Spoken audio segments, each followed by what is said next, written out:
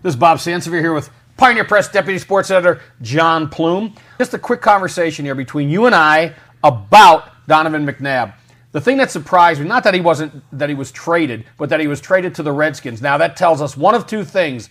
Either the Eagles have very little regard for the Redskins and their chances of being a playoff contender, or they think that Donovan McNabb is done. They have little regard for him to trade him to a division rival. You rarely see that. Remember with the Vikings and the Packers, there's no way they were going to allow the Vikings to get him that year they traded him to the Jets. How do you read this?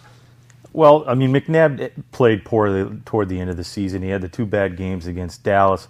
However, if you're looking for a West Coast type of quarterback who has a really good arm, can move a little bit in the pocket. I mean, I actually think he's kind of like Brett Favre in some ways, the way he can shuffle his feet and feel the rush.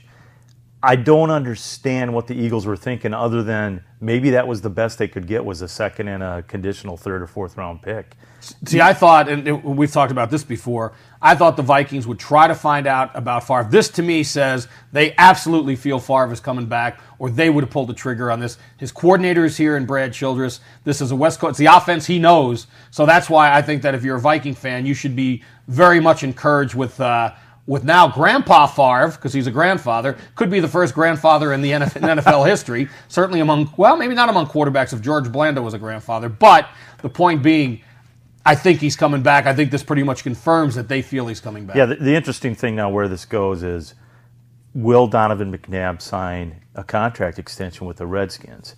And if he doesn't sign the extension, he's basically telling... He's coming here.